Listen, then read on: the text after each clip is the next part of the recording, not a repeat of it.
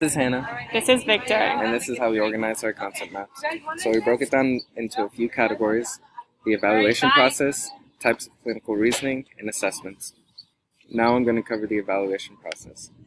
So first you start with your occupational profile, and here you want to agree and collaborate with your client on the goals, objectives, and plan. So the intervention plan guides the action to take, and once again, it's developed in collaboration with the client. Next, you want to implement your plan. So implementation is ongoing actions taken to influence and support improvement and change.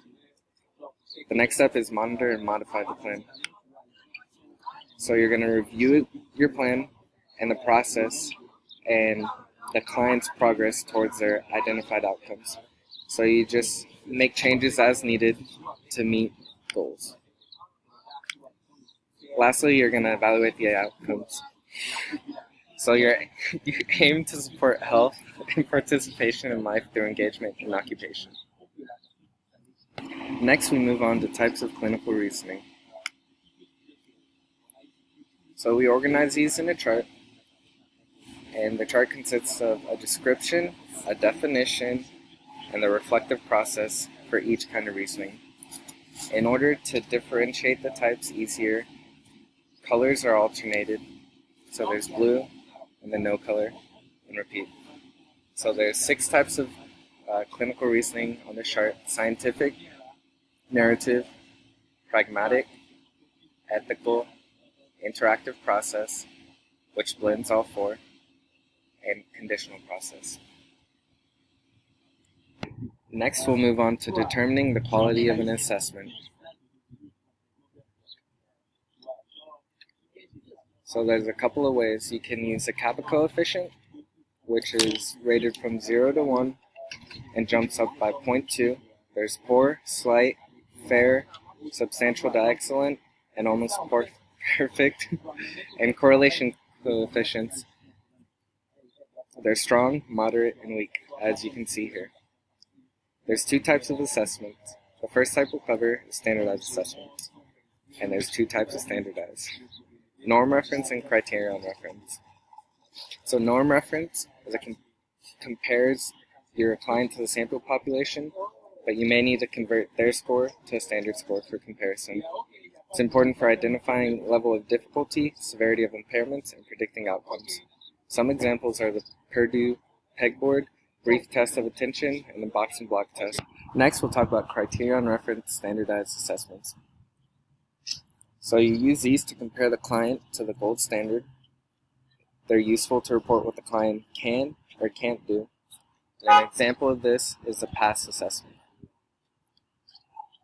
Now, non-standardized assessments. So common forms of these are checklists, observations, and interviews. So an example would be the COPM. And for all you pie lovers out there, we came up with an acronym to remember the testing biases. So P, person-related bias; I, item bias; E, environment bias. Pie. Now I'm going to talk about the different types of assessments. These were organized based on what each is assessing, and it's organized into different categories. So performance patterns, cognition, motor, vision, perception, and environment. First, I'll talk about performance and patterns. So I included the 4 different assessments that go under this category. They are all organized based on the purpose, and the purpose of the PASS is to assess living skills of adults in their home or in the clinic. It's also organized based on measures, and the PASS measures the baseline status compared to any change following the intervention. Next is client factors. The client factors measured by PASS are functional mobility, personal care, and home management. This is an occupation-based assessment. Then we included the target population, and this is adults. And then we included if it was standardized, and yes, it is criterion referenced. And then we included how the assessment is scored, based on independence, safety, and the outcome. The next assessment is the EFPT. This stands for the Executive Function Performance Test. and we organize this in the same manner as the PASS. So this is accepted by Medicare, it's performance-based, and the purpose is to determine which executive functions are impaired. This measures executive functions in the context of specific tasks. The client factors include executive functioning, initiation, execution, organization, sequencing, judgment and safety, and completion.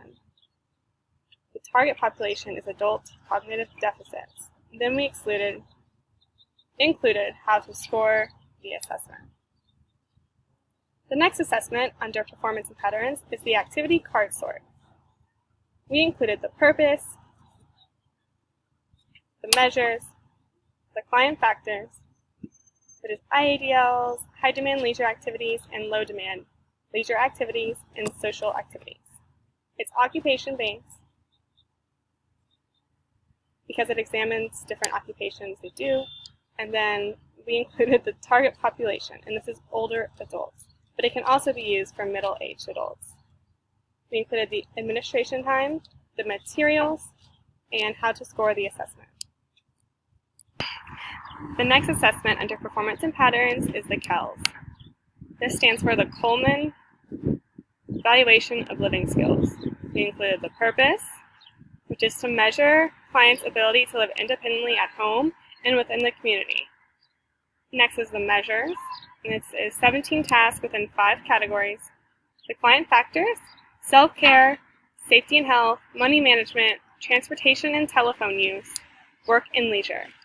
And this is an occupation-based assessment. Then we again included the target population, and this is cognitively impaired adults. And then we included the administration time, and that it's not truly standardized because it's not criterion or norm referenced. Then we included how to score the assessment, the cost of the assessment, and that it's accepted by Medicare. Now I'll talk about cognition. We organize this into the levels of cognition, and then the assessments for memory, executive functions, and self-awareness. So level of cognitions. We took the hierarchy from the book because we felt it best displayed this information. Then I included information on the Glasgow-Coma scale. Now let's all take a minute to appreciate this wonderful chart. Great. Next is memory. And then I just included some assessments that you could use to assess memory. Although we did not use these in lab, I feel it will be nice to refer to in the future. Next is executive functions. Again, I just included assessments that are used to assess this just in case I need it in the future. Next is self-awareness. I included a description. It's a component of metacognition, and it can explain several things. I included assessments used for self-awareness, just in case I need to refer back in the future. Now we can move on to motor assessments. These include the assessments we did in lab, and they are organized in the same manner as we did for the performance patterns. First is the Bennett hand tool test.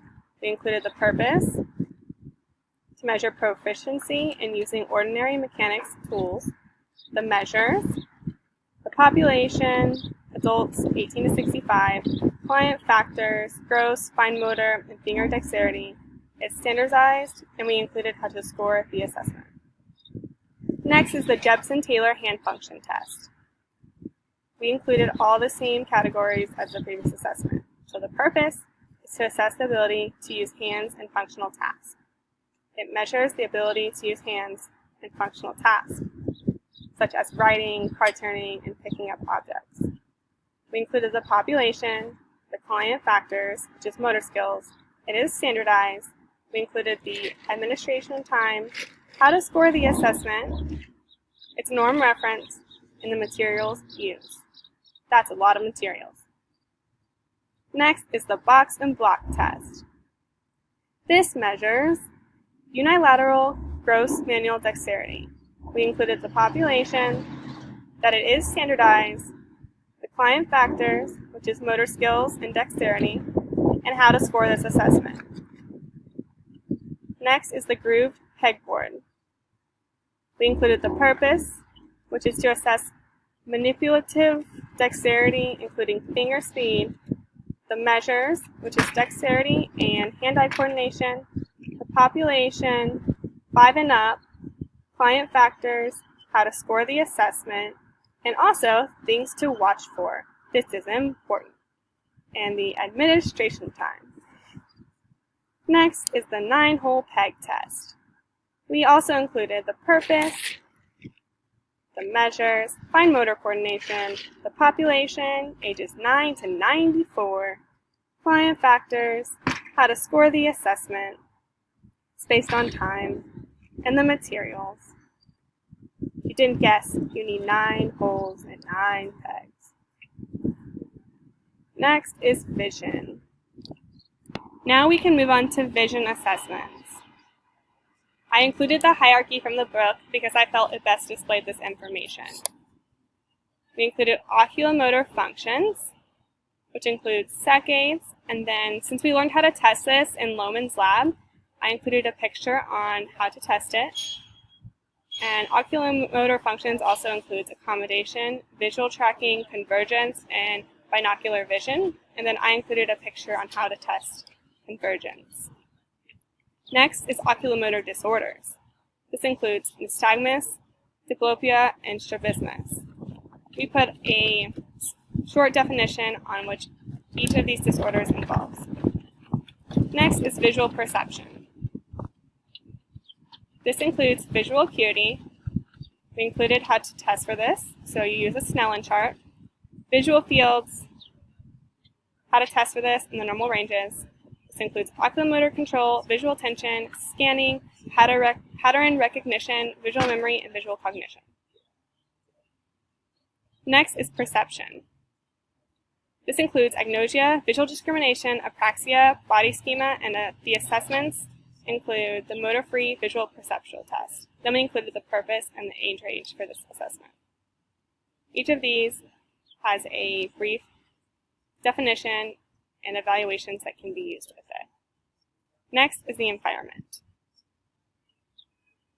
We discussed one assessment used when looking at the home environment.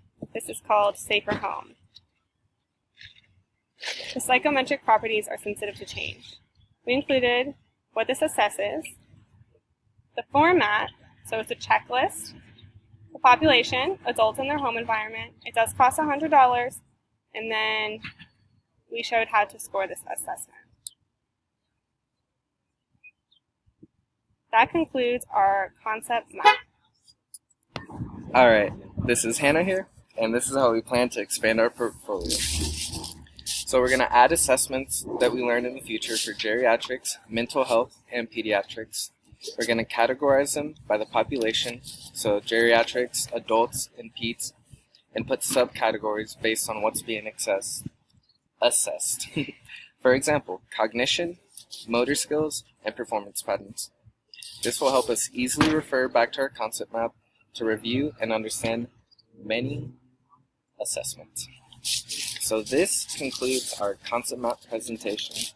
I, Hannah, and I, Victor, would like to say thank you for watching, and we hope you enjoy.